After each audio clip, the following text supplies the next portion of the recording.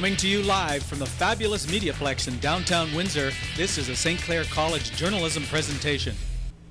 Hi, I'm Stacey Janzer, and you're watching MediaPlex News Now.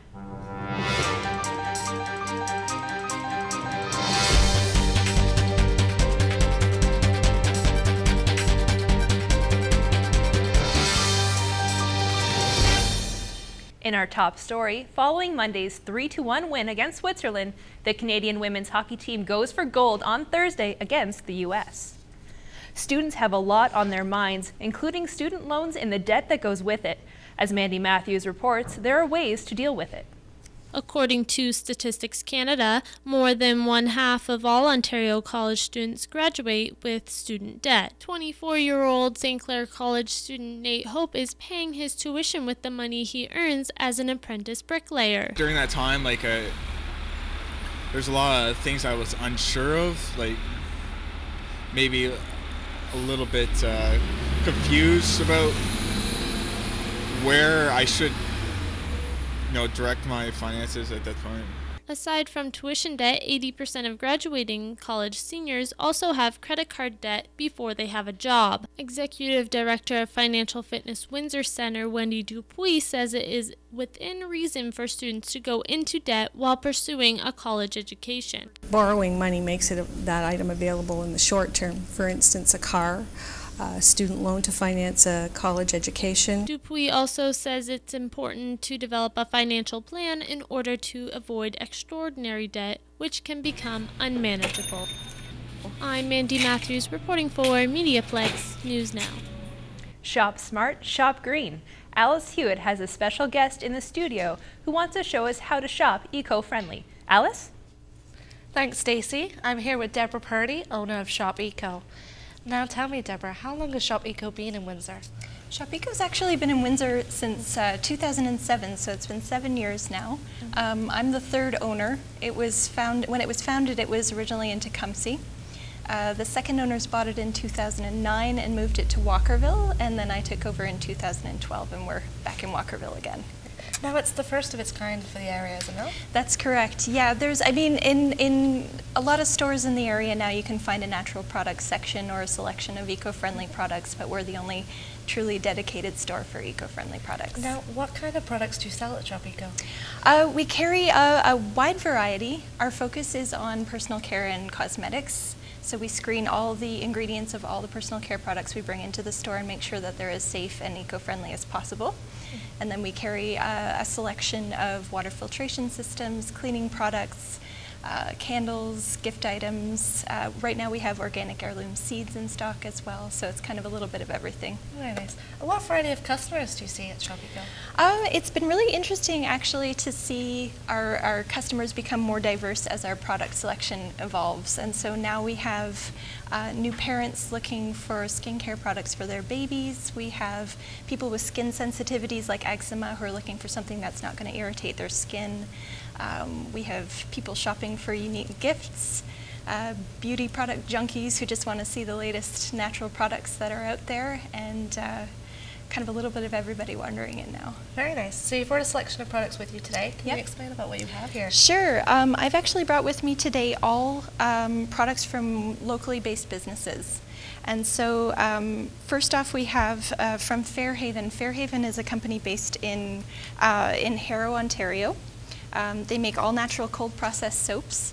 There's probably about 25 different varieties of soap now, but I brought their We Love Local trio with me today. And so it's a trio of soaps made with local ingredients. We have a coffee soap made with direct trade coffee roasted here in Windsor from Whipsaw Coffee. There's also a Sun Parlour honey oatmeal soap, which is made with honey from Sun Parlour, which is based in Cottam.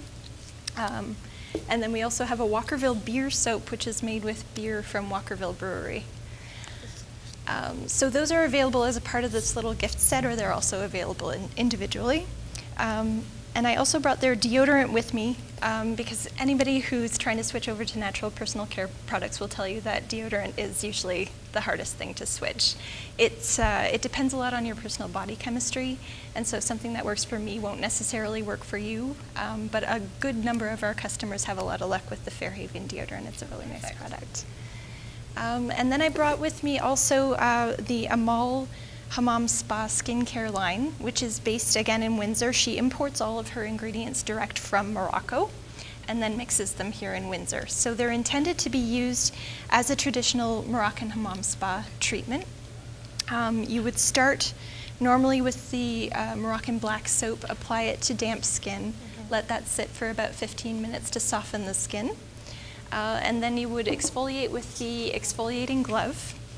After that you rinse, and then you can create a paste with the Moroccan lava clay. It comes dry, but you just mix it in water to make a paste, and you apply that as a mud mask. So you can do it full body, or you can just do it on your face if you like. Let that sit again for about 15 minutes. It draws the impurities out from the skin. And then rinse that, and you can apply the pure argan oil as a moisturizer. Or argan oil is a great product because it's a dry oil, so it doesn't leave that kind of oily residue on your skin like a lot do. It just gives you a really nice youthful glow. So a lot of your products are produced locally, is that true? That's true, yeah. Yeah, we try to source local as much as we can. If not local, then we try to choose at least Canadian products wherever possible. Okay, what are the benefits of an eco-friendly lifestyle? The benefits, I think, there's plenty of benefits for people with sensitivities, skin sensitivities. Some mainstream products irritate their skin, and it's just a pleasure to use natural products. Perfect. Well, thank you for joining us today, Deborah. It's been a pleasure. Thank you very much. Okay, back to you, Stacey. Thanks, Alice. That was a lot of great information. Now let's take a look outside at the early weather with Haley Trelout. Haley? Well, Stacey, Christmas is over, but Jack Frost certainly missed the memo. Windsorites woke up this morning to winter wonderland, complete with slippery driving conditions and temperature-dropping wind chill. But looks like we just might be getting a break. Tonight you can expect partly cloudy conditions with a high of 2. I'll be back later in the show to give the rest of the weather forecast. Back to you, Stacey. For many students, graduation time is approaching, but for many law students in Ontario, it is also a time of financial unrest. Alice Hewitt explains. For law students everywhere, the bar exam is the result of 3 years of intensive hard work, but it now comes at a rather large price. The Law Society of Upper Canada has recently announced a fee increase that would see the cost of the bar exam and the articling required to almost double in price. Last year, graduating students paid a total of almost $3,000 to sit the bar exam. With the price increase, students will now be expected to pay over $5,000, either in full or through installments. The deadline to begin doing so is April the 4th. President of the University of Windsor Students' Law Society, Philip Kumbo, said the students' reaction to the fee was profound. I guess a lot of students were very shocked to have the fee levied on them with such a close turnaround time. And a lot of students have planned and saved money to pay for the fee, but didn't expect it to be so much. In response to the Law Society of Upper Canada's decision, students have created an online petition which they hope to give to the Society. As yet, there's no word on if the Society will take it under consideration. Reporting from MediaPlex News, I'm Alice Hewitt. Severe flooding is still a major concern for many UK residents. There are currently 16 severe flood warnings in place across the UK. So far, at least 5,800 properties have been affected by flooding. Insurers estimate the average repair work for each home will be at least £30,000 to £40,000. 3 people have been killed by the severe weather conditions. Prime Minister David Cameron says the flood has been a tragedy for all affected. Dana Poisson sat down with Michelle Soulier from the Windsor Arts Council on this edition of 5 Minutes With. My name is Dana Poisson, and this is 5 Minutes with Michelle Soulier. Michelle is the cultural animator for the Ontario Arts Council and also a founding member of Broken City Lab. Michelle, your role with the Ontario Arts Council, some may not be familiar with the term of cultural animator. Can you explain a little bit about what exactly you do? Sure, that's basically just a fancy word for saying that I'm facilitating partnerships and developing relationships for submissions to a specific grant within the Ontario Arts Council's granting programs, which is the Artists in the Community and Workplace. Through your experiences in the community, in the arts, you've been extremely involved. Can you speak to why this is a big benefit? For sure. I mean, it gives artists of all disciplines the ability to get funding for projects that they want to do. The grant that I'm specifically promoting is a partnership grant, so it's a collaborative kind of artistic process that partners artists with nonprofit organizations or an ad hoc community group, etc., to make a collaborative piece together. And this might not be fitting for everyone, but also with my position, I'm doing a lot of professional development and helping people through the granting process overall, whether it be with small regional micro grants or other grants within the Ontario Arts Council's overall program. So you're also working on a project, the Windsor Music Tangle. So your involvement in this is a massive database of like collaborative musicians. What are the challenges of creating this? For sure, yeah. That project was actually funded through a grant through the Ministry of Ontario, and I was employed by the Windsor Public Library to do that project. It was a huge undertaking, for sure. Some of the challenges were, I'd say, making sure everything was included and being very organized and precise with everything and double checking. But I think that just kind of is part of my nature anyway, so that's why it was a really good fit for me to do, and it was fun as well. It really got me integrated into the music community and really familiar with all the local bands that are around here. Can you actually just explain exactly what it is? What it is? Okay, sure. Yeah, the Windsor Music Tangle was a collaborative project. It started at Fog Lounge with Tom Lucier, and it was craft paper up on the wall, which basically was a big mind map of local bands and musicians and showed their connections. So one musician might be in 3 different bands, etc. And then there was funding through the Windsor Public Library to hire a lead researcher and creative director for the project and turn it into an interactive website. And that was my job for about a year. And I just wrapped up that position. The website is going to be in existence for about 5 years, and there's now someone at the Windsor Public Library that is updating the website on an ongoing basis. You do a lot of administrative work. Yeah. Do you have time to produce any of your own art? I haven't recently, but I kind of try to inject it into whatever I'm doing. I currently also do an artist in residence program at a French high school, Lesource High School in Tecumseh. And I do collaborative projects with the high school kids, which is really fun. But as of the past 3 years or so, because I've been so busy with work, it's been a continuous thing. I've been really learning and developing some ideas for future projects, and I'm really looking forward to be able to do them eventually, yeah. So if you had any advice for artists in the community looking for support, what would that be? Don't burn bridges. It's really hard to do. Windsor is a small, big city, right? Everyone knows each other in the arts community, and it's really important that we all work together and build connections rather than separate each other and work in isolation. This has been 5 Minutes with Michelle Soulier. Thank you for being here, Michelle. Thank you, Dana.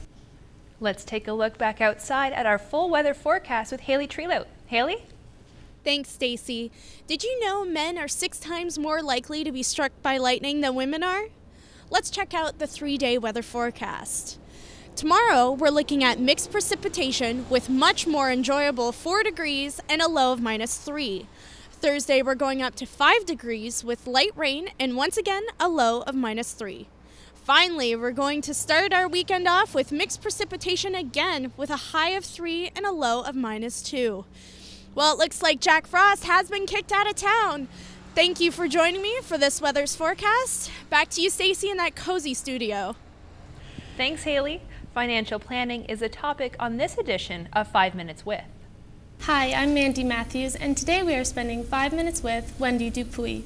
Wendy is the Executive Director at Financial Fitness Windsor. Why do people go into debt, especially extraordinary debt? Well, people usually take on debt to purchase something they couldn't otherwise afford. Borrowing money makes that item available in the short term. For instance, a car, a student loan to finance a college education, a vacation, purchasing a house. Extraordinary debt happens when people begin to borrow to finance a lifestyle. They make many of those purchases far beyond what they could have.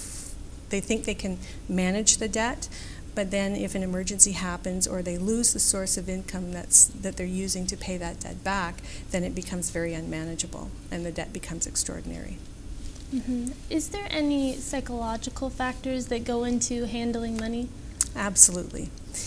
Very early on, when we're children, we're actually learning childhood money messages from watching our parents' behavior with money and how they teach us money. And we form values and belief systems about money when we're at a very young age. And these belief systems and value systems we carry with us throughout our life, and that belief and what we believe about money actually influences our behavior with money. So, for example, if we believe that money represents security to us, our behavior will be to save money, because the more money we have saved, the more secure we feel. If we believe that money represents love, then we may spend a lot of money on buying people gifts in order to secure what we think is, in order to make them love us better. If we think that money gives us status, then we may go out and buy really fancy cars and fancy houses and designer clothing in order to be accepted and represent a certain status in life. So what we believe about money ultimately shapes our behavior with money. So can spenders become savers? They absolutely can. It's not easy. We're wired a certain way to think a certain way. What it begins with is a clear awareness of why you behave the way you do with money. So getting a clear awareness of the belief systems that are active in our lives. And once we understand the belief systems that are active in our lives, we can see whether or not those belief systems are serving us well or serving us poorly when it comes to managing our finances. We also want to take a look at our values systems and make sure that we have a good sense of where our values lie. And if we understand what our belief systems are and whether they're working for us and what we truly value in life, we can then start formulating new money behaviors. And the more we practice those new money behaviors that are aligned more with our values system, then we can actually turn spenders into savers. Typically, also what helps is if that person experiences a debt problem or some kind of significant traumatic experience when it comes to debt and having to pay money back, they're likely not to reoffend or to continue that behavior. Sometimes a really traumatic life experience will prompt them to change their behavior. Can you explain how financial fitness can help someone?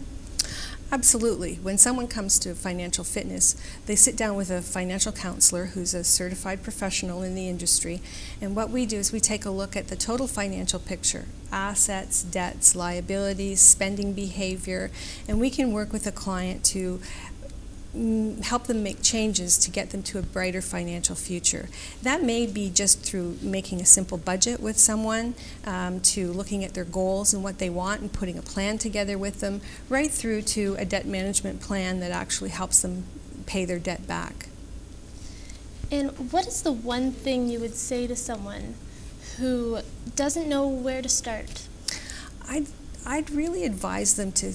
It's not expensive. It's fairly reasonable to seek out the services of a financial counselor or a coach, and just to sit down and go over with your life plan with somebody. What is it you want? Think about your goals. Think about what it is you want with your finances. Think about where you want to be. Put some plans and goals together for your life, and they can help with that process for someone that hasn't got a clue, and they can also educate you around all the complexities of personal finance that we're faced with these days.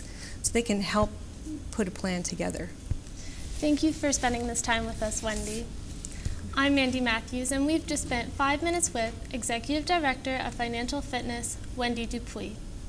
Sticks on the ice. Reporter Liam Higgins took to the Vollmer Center this past week to give us an update on the LaSalle Vipers. The LaSalle Vipers suffered an overtime upset this past Wednesday against the Leamington Flyers. The much-rivaled teams battled it out this past Wednesday with a competitive, energetic, and aggressive 3 periods at the Vollmer Center. The Flyers, who were just 1 point behind the LaSalle Vipers in the standings, prevailed with a 4-3 win. After forward Nathan Savage opened the scoring midway through the first period, Flyers forward Dylan Segan responded with a shorthanded goal, tying the game. In the second period, the Vipers failed to perform offensively, resulting in a 2-1 Leamington lead at the end of the second period. But it wasn't long before Vipers answered back. Although Leamington took a 3-1 lead early in the third period, forwards Mark Manchurik and captain Dylan Denemy scored to tie up the game at 3, sending it to overtime. Shortly into overtime, Flyers forward Tony Speedarelli ended the game with the goal and the victory. Denemy said even though the team struggled a bit in the second period, they have to stick with their game plan regardless of what the scoreboard says. We just got to stick to the game plan. That's what I'm going to do, and hopefully it works out. That's why we keep losing games like this in overtime. Vipers head coach Bill Bowler said that each loss is a lesson learned and that he expects to see an interesting playoff series ahead of him for the LaSalle Vipers. There is a lot of parity, so even though if you finish above in the seedings or the standings, I don't know if it means a whole lot. It's who plays the best hockey in a 10-day span, and it should be exciting for our fans. With 3 games left in the regular season, the Vipers have the ability to push back into first place. The Vipers will play their next game at the Vollmer Center on February 21st against the Sarnia Legionnaires. I'm Liam Higgins reporting for MediaPlex News Now. It's a rough road for some dogs. I went to a non-profit animal shelter to find out more. The old saying, "you can't buy love," isn't really the case here. For the Love of Paws, a pet rescue nonprofit, works in Windsor, Essex, placing dogs. Just around for a short period of time, they've been able to find homes for a lot of dogs. Just over a year, yes. We've brought in over 120 dogs. We've adopted out over 100 dogs. Bruno is one of their success stories. He came in as a owner surrender with his father and his siblings. Yes, we were able to bring Bruno and his father over, so both have been adopted. After the Browns family's 2 dogs died, they weren't sure when they would be ready for a new dog. We had seen Bruno's picture on the computer, and if we knew that we liked him a lot when we saw him, and when we met him in person, there was really no question. We knew that he deserved to have a warm home and a happy family to love him. So this rescue agency takes in dogs from as far as Lebanon. Go through an organization, Beta, and last summer we brought in 4. And just this January, we brought in our 2, and then we're going to be bringing in 4 more again in the summer. For the Love of Paws has put together a petition to have stricter bylaws for pet safety in harsh weather. Because we've had dogs come in that were actually frozen to the ground in their own feces. Yeah, we've rescued one little dog, I want to say Buddy, came in and they cut a barrel in half, and that was his doghouse, and he was frozen to the ground. Right now, these puppies are looking for a home, and more become available every day. For MediaPlex News, I'm Stacey Janzer. The Ford Motor Company of Canada recently made a donation of 39 historic Windsor photographs to the Art Gallery of Windsor. Murad Zinchlioglu has the story. Windsorites have the chance to connect with their automotive past through photographs on display at the Art Gallery of Windsor. The exhibit features works of famed Canadian photographer Yusuf Karsh. Karsh was hired by the Ford Motor Company in 1951 to take photos of Windsor assembly plant workers. Cassandra Getty co-curated the exhibition and says the photos are important for exploring ideas of history and identity. I think images of labor in Canada and the idea of an industrial landscape being a part of the Canadian experience is very important to emphasize. Getty contends the collection not only adds an important note to Karsh's body of work, but understanding the history of Windsor as well. You can't think of a city like Windsor without the impact that manufacturing has had on it. Several attendees at the tour pointed out personal connections to the photographs. Mary Lejeunesse found out about the exhibit from her brother-in-law in Toronto. He had spotted an image of his father, Omar Lejeunesse, in a photo advertising the collection's display. The photo depicts workers in a Windsor assembly plant paint room. She says the image brings her comfort and pride. And tomorrow's going to be the anniversary of his passing away, and to see him there is just precious, just precious. AGW Director Catherine Maston said the collection is an important part of the gallery's archives and Windsor's history as a whole. We have a history in Windsor, whether people know it or not, of having some really wonderful people having passed through the community and done important things. Yusuf Karsh is one of those figures. Admission to the gallery is free, and the exhibition runs through to April. For more information, visit agw.ca. For MediaPlex News, at the Art Gallery of Windsor, I'm Murad Zinchlioglu. When temperatures drop, pet owners are advised to keep their pets indoors. But what about the animals who aren't house-friendly? Haley Trelout reports. For some Windsorites, winter is nothing a shovel and some salt can't handle. For pet owners, however, Winter can be a dangerous threat if they're not careful. You have snow on your face. Doreen Lyles has owned horses for 40 years. She says her biggest fear going into this winter was losing one of her older horses. Our horses are very old. Red, he has arthritis in one leg, and so we were really worried about him because he was actually in the fall limping quite a bit, and we wondered how he would make it through the snow. Her veterinarian, Dr. Robert Featherston, says the season is tougher on older animals, but with proper care, their chances could strengthen. We see a lot of old animals not able to make it through the winter. The wind chill takes a lot of the heat away from the animal very quickly. Each animal has a different thickness to its fur coat, something that gives it tolerance to the weather for a period of time.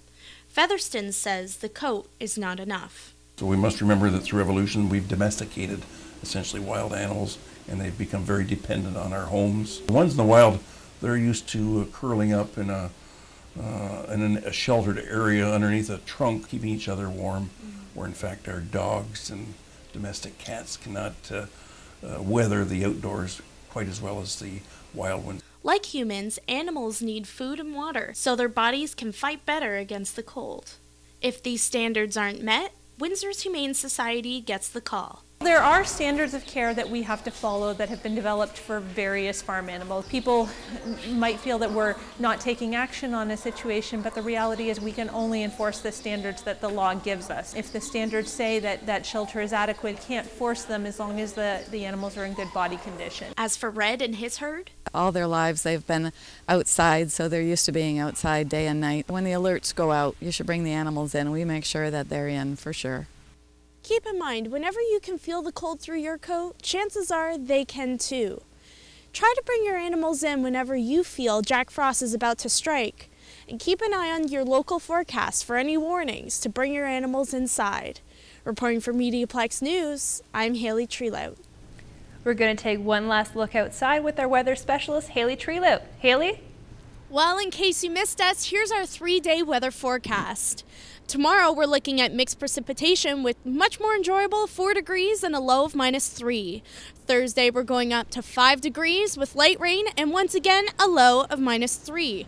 Finally, we're going to start our weekend off with mixed precipitation again with a high of 3 and a low of -2. That's it from here on the corner of University of Victoria at the wonderful MediaPlex. I'm Haley Treelout. Go Canada! Back to you, Stacey. Thank you, Haley. Come on in and get warm. Thanks for tuning in. I'm Stacey Janzer, and you've been watching MediaPlex News Now.